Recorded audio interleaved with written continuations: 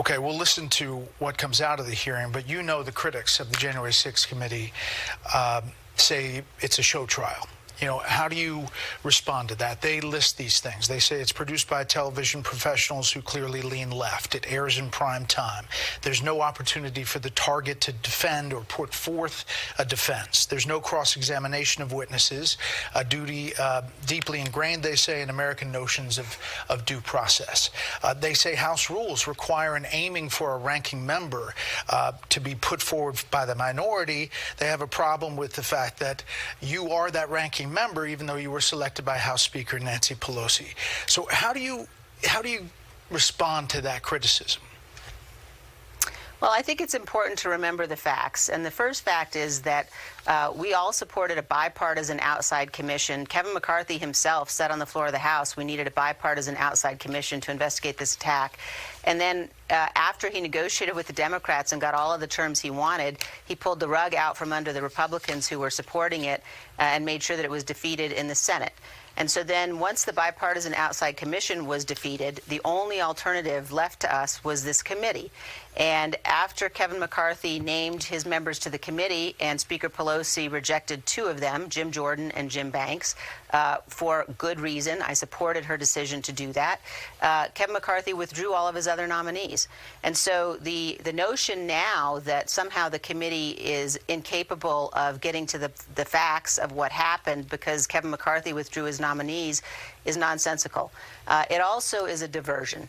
And I point out again, nearly every single one of our witnesses has been a Republican. You know, Rusty Bowers, Brad Raffensperger, no, I Gabe understand. Sterling, we have the list. Bill Barr. But right, but I it's guess cross-examination is an important thing in committee hearings, right? Brett, right. That's right. But I would also point out that I think it is highly unlikely, and I think you would agree, that any of those witnesses' testimony would be any different had the questioning been different. And it would be a dereliction of our duty to be in a position where, because Kevin McCarthy decided to withdraw nominees, and he decided to do that, I'm quite confident, because Donald Trump told him to. Because Kevin McCarthy decided not to participate in the committee, that somehow the House of Representatives cannot investigate the single worst attack on the United States Capitol since the War of 1812. Right. And it is also a diversion from what we know. The facts are indisputable that while the Capitol was being attacked by a mob sent by Donald Trump, armed, Donald Trump would not tell them to go home for over 187 minutes. That is a dereliction of duty like we have never seen before. You've said the single most important thing is protecting the nation from Donald Trump. You are in a tough primary in Wyoming against Trump-backed Harriet Hageman. The recent polls show her up by more than 20 points. If you lose, do you see that as an indictment on your battle against Trump?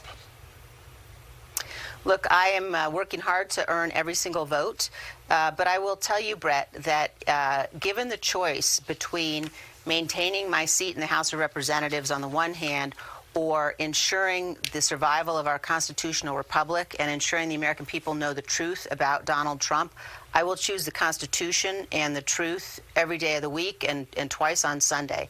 We have a fundamental obligation, an oath that I and my colleagues took under God to the Constitution, that is the single most important obligation we have when faced with the threat that Donald Trump presents. This is how the AP writes it today. As the primary day approaches, there is also a pervasive belief among Cheney's team that her unorthodox strategy in 2022 may put her in a stronger position for the 2024 presidential contest. Cheney's fierce anti-Trump message as vice chairman of the Congressional Committee investigating the insurrection has strengthened her national brand while expanding a national network of donors and Trump critics in both parties who could boost a prospective White House run.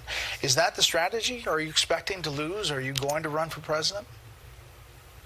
Look, my focus, Brett, is absolutely on doing what is right. And that is what's guided me ever since last election and in the lead up to the objections in the House and the work that I did to help to make sure that my colleagues understood that we could not overturn an election in the House on January 6th. It's guided me at every moment since then, and it's guided my work on this committee. And look, it's not just me that is saying that Donald Trump is unfit for office. It's other entities owned by Rupert Murdoch. It's the New York Post in their editorial on Friday. It's the Wall Street Journal said the same thing after our hearing on Thursday night. Oh. So I'm going to continue to be guided by making sure I do my duty and making sure that the American people understand the truth.